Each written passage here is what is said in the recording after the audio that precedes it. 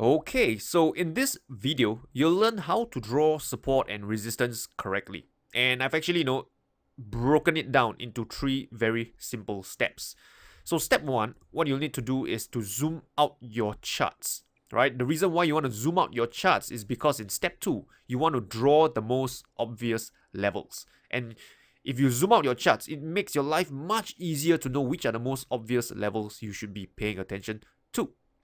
And finally, once the obvious levels are drawn out, then you just do some minor adjustment to get the most number of touches on the levels. Okay, so with that, right, let me explain more. Okay, so this is the chart of Euro Dollar, the daily time frame. I typically draw it off the daily time frame. You can draw it on the 4 hour or so if you wish. So again, what I want you to do is to make sure all of us are on the same page. Is that currently my monitor is about 23-inch monitor. Okay, so what I'll do is I click reset the chart. So the next thing I'll do is that for my mouse, right, your mouse, I have this what you call a mouse that can roll up and roll down. You know, that rolling thing on the mouse. So when I roll down, the chart will zoom out. So I roll out once, you can see that it has zoomed out once. I roll down another time, it has zoomed out another time. So typically I will roll about 15 times, right? So 2, 3, 4, 5, 6, 7, 8, 9, 10, 11, 12, 13, 14, 15. So you can see that right now, my charts is much zoomed out. And if you want an objective measure, I can use this tool to calculate the number of bars on this chart. So the number of bars on this chart is about 1187 bars, about 1200. So again, this will differ from, different traders depending the size of your monitor. I'm using about 23-inch monitor. If you're using a laptop 17-inch, right, it may look slightly different. So but nonetheless, right, I want you to see that what the charts look like on my screen right now, so you have a good idea of how far back you should zoom. Okay, so once you have zoomed out your charts, the next step to do is to let me just get rid of this temporarily. Right, the next step is to draw the most obvious levels. Right, that is step 2. So let's do it right now. So this, I can see over here, are the obvious levels. All right, don't worry about adjusting it, just focus on getting it out on your charts first. Okay, I typically use black, but if you want to use a color that you like pink, right, I'm not going to stop you. Okay, these are the obvious levels. Okay, and pretty much I think I would say these are the most obvious levels that I'm seeing on my chart right now. Okay, so step 2 is done. We move on to step 3, which is to, remember, adjust the levels till you get as many touches as possible. So let me explain what this means.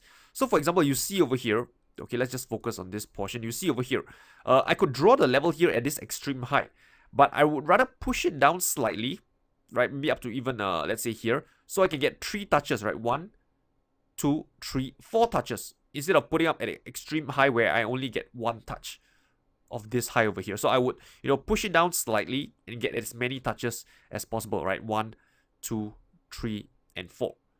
Okay? So similarly for this, right, this portion here, instead of putting it, say, at this extreme low, I push it up slightly to get the touches, right? 1, 2, 3, and 4. So what you're trying to do is to get as many touches as possible on your level. Okay, so for this, right, you can see that I can put it down slightly and I get 3 touches. 1, 2, and 3. If you can't see it, I zoom in. Okay, 1, 2, and 3. Okay, so similarly for this one over here, I just adjust it to get the most number of touches. 1, 2, 3, and 4.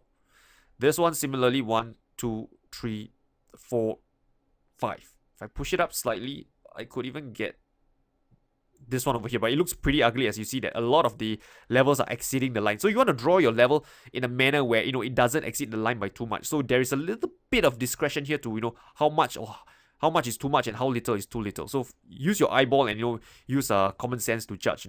If the level exceeds by too much, right, it's better to retract back a little bit to get the most number of touches that align themselves with the level, instead of cutting it through too much and it looks too ugly. So this is basically it, right, on how I go about drawing my support resistance levels. So let's have a look at another example, right? Pound dollar. All right, let me remove this level first. Again, same thing. Let's reset my chart first, right? This is how your chart will look like from the start, and I zoom in my chart, right, 15 times. So I do it by just scrolling down on my mouse, right, 15 times. 1, 2, 3, 4, 5, 6, 7, 8, 9, 10, 11, 12, 13, 14, 15. Wow! Rainer can count his maths. Okay, so with that, let's move on to step 2. Mark out the most obvious level. This is obvious. This one over here is obvious. This is obvious. Obvious. Obvious. And yep. And there, I'll explain to you later what about all these minor swing highs and lows that is on your charts later on. Okay, there's another one I see. It's quite obvious. This one. Okay. So again, right, step 3 is to adjust, right? So this one, there's nothing to adjust because it's just a very obvious, significant swing high or multi-year high. For this one, right, you can see that I try to get 1, 2, right? This one exceed by quite a little bit, but after which we got this one over here and this one over here, which is quite nice. So I'll leave it about something like this. Like push it up, no, push it down, right? So you can see that I got this one as well in. There's another one over here you can see. Okay, if you draw it here, you get 1, 2, 3, 4, 5, right? Push it up. Yep, it's quite nice. Okay, this one over here, somewhere about here, you got the 1, 2, 3, 4, 5. This one, right, you can see that if I push it down all the way here, I got 3 over here, 1, 2, 3. But this one is sticking out like a, quite ugly, right? So you can actually draw another one to highlight this obvious swing high over here. Okay, so now there are one thing if you notice, right, is that okay, there's another one here. Okay, 1, 2, 3, 4, 5. So one thing you notice that there are a couple of levels that are very close to one another. I typically don't shade it, but if you want to shade it, you can, right? If it helps with your visual representation, you can just shade it out. Okay, like this. You can shade it out using this this tool, like this, right? For those levels which are very close to one another. Okay, this is the tool that you can use. But as I've said, right, I typically don't do it. I prefer to leave my chart a clean, right, black and white. But this is something that is optional, and you can do it if you wish to. Okay, so let's go back and see this is how your charts look like right now.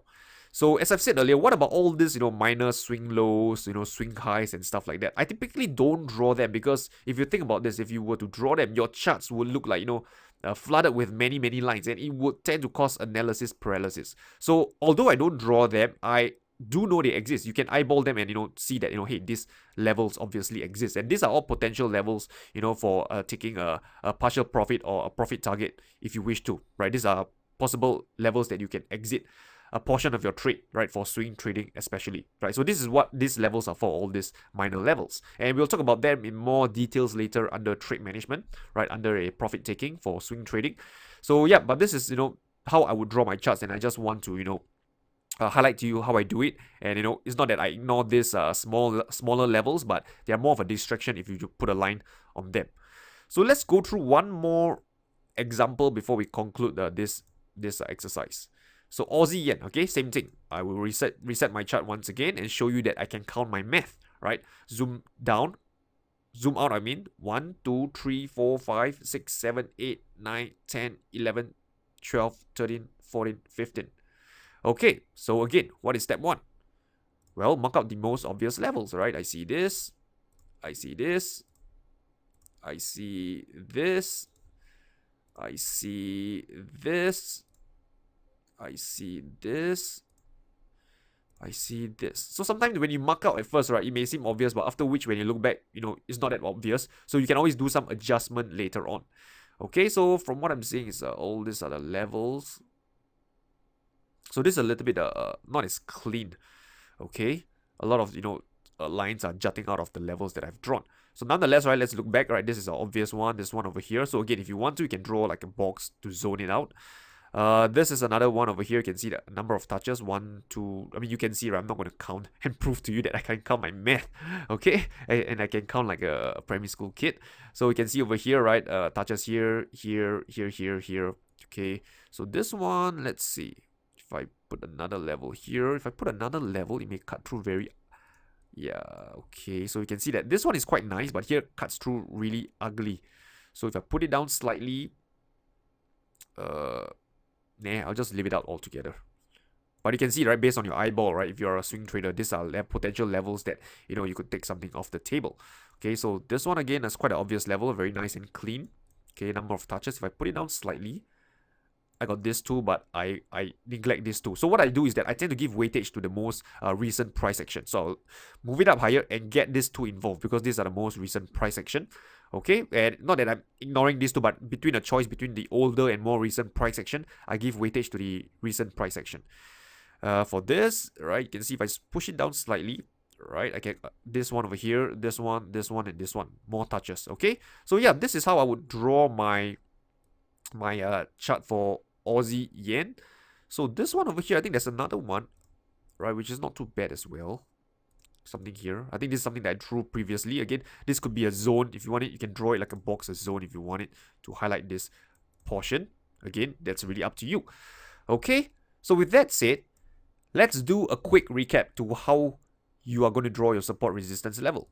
Number one, zoom out your charts, right? I've just done it. I mentioned to you that, with the mouse cursor, the scroll, I scroll down about 15 times and it has about 1,200 bars on my screen. Again, this would differ from trader to trader depending on the size of your monitor. If you have like a 50-inch monitor, I'm not sure, maybe you can have more bars on your chart. I don't know, you have to, try it out. But the main thing is to make sure that you zoom out your charts, right? Make sure, you basically see the big picture. Okay, that really is important to help you make it easier for you to mark out the most obvious levels. And last but not least, alright, you will adjust to get the most number of touches. And there's another thing to mention is bracket, right? I give more weightage to the recent price action compared to the older price action. Okay, so with that said, I have come to the end of this video and I'll see you in the next.